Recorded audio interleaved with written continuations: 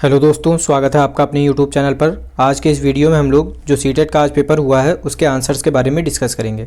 तो सबसे पहले हम लोग डिस्कस कर लेते हैं सीडीपी के आंसर्स के बारे में। तो आइए देखते हैं आज का पहला क्वेश्चन। पहला क्वेश्चन है, एक खेल क्रिया के दौरान चोट लगने पर रोहन रोने लगा।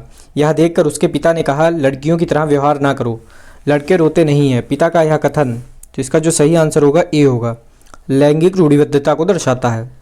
अगला क्वेश्चन है, एक प्रगतिशील कक्षा में, तो इसका जो सही आंसर होगा वो थर्ड होगा, ज्ञान की संरचना के लिए प्रचुर मौके प्रदान करने चाहिए।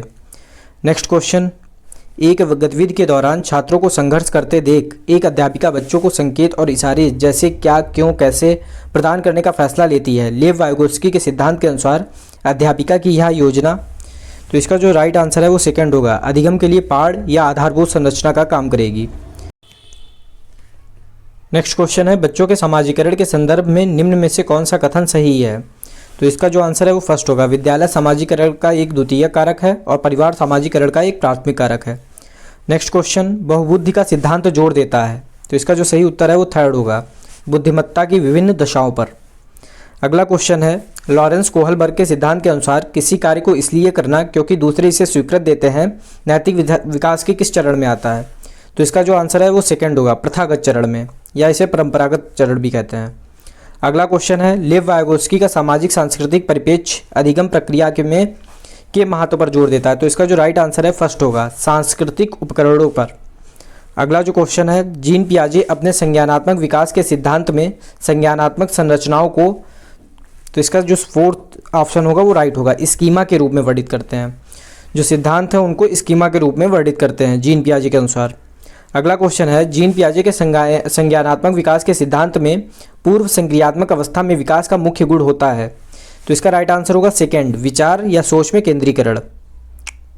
नेक्स्ट क्वेश्चन, विकास के संदर्भ में निम्न में से कौन सा कथन सही है। तो इसका जो राइट आंसर होगा फोर्थ होगा, विकास जो है वो बहुआयामी होता है। अगला क्वेश्चन, जन्म से किशोरावस्था तक बच्चों में विकास किस क्रम में होता है। तो इसका जो राइट आंसर होगा सांवेदिक, मूर्त और अमूर्त। नेक्स्ट क्वेश्चन, एक प्रगतिशील कक्षा में व्यक्तिगत विभिन्नताओं को किस प्रकार देखा जाना चाहिए। तो इसका जो राइट आंसर है फोर्थ होगा, अध्यापन अधिगम प्रक्रिया की परियोजना के लिए महत्वपूर्ण है। अगला क्वेश्चन है, एक समावेशी कक्षा में पर जोर होना चाहिए। तो इसका जो राइट आंसर है वो फोर्थ होगा, हर बच्चे के सामर्थ्य को अधिकतम करने के लिए अवसर प्रदान करने में। अगला क्वेश्चन है, दिव्यांगजन अधिकार अधिनियम 2016 के अनुसार निम्न में किस शब्दावली का प्रयोग किया गया है। तो इसका जो राइट आंसर होगा वो थर्ड होगा, छात्र जिसे शारीरिक दिव्यांगता है। अगला क्वेश्चन, अधिगम कठिनाइयों से जूझते हुए छात्रों की ज़रूरतों को संबोधित करने के लिए एक अध्यापक को क्या नहीं करना चाहिए।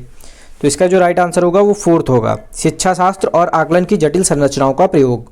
अगला क्वेश्चन है, सृजनात्मकता की पहचान का प्रमुख लक्षण क्या है। तो इसका राइट आंसर होगा सेकेंड, अपसारी चिंतन।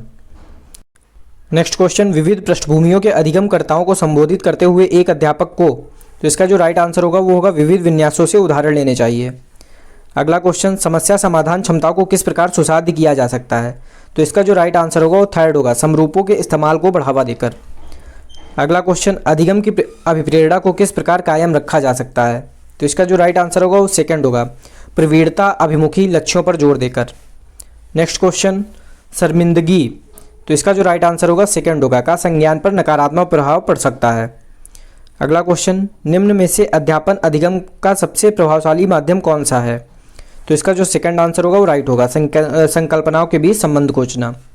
अगला क्वेश्चन, एक अध्यापिका को दिए गए किसी कार्यकलाप में छात्रों की विभिन्न त्रुटियों का विश्लेषण करना चाहिए क्योंकि त्रुटियों की समझ अध्यापन अधिगम प्रक्रिया के लिए अर्थपूर्ण है, यानी कि सेकेंड ऑप्शन हमारा सही होगा।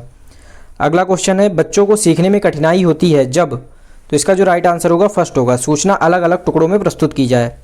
अगला क्वेश्चन है, अधिगम की सर्वोच्च अवस्था कौन सी है। तो इसका जो राइट आंसर होगा थर्ड होगा, संतुलित उत्तेजना और कोई भय नहीं।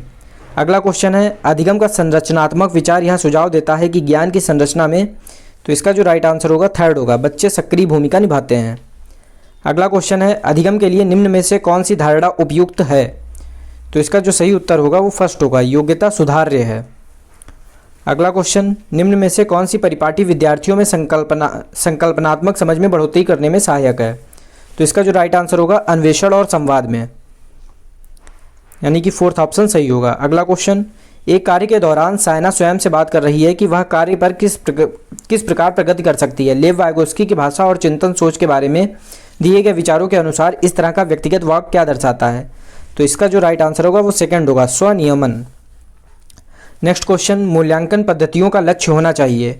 तो इसका जो सही उत्तर होगा वो थर्ड होगा, विद्यार्थियों की ज़रूरतों एवं आवश्यकताओं की पहचान करना। अगला क्वेश्चन, बच्चों के विकास की व्यक्तिगत विभिन्नताओं को किस प्रकार प्रतिरूपित किया जा सकता है। तो इसका जो राइट आंसर होगा फोर्थ, आनुवांशिकता एवं पर्यावरण की पारस्परिकता पर। तो फ्रेंड्स, अगले वीडियो में इसके अगले पार्ट के आंसर्स आप लोगों को मिल जाएंगे। तब तक आप लोग इसके आंसर्स मैच कीजिए। Thank you.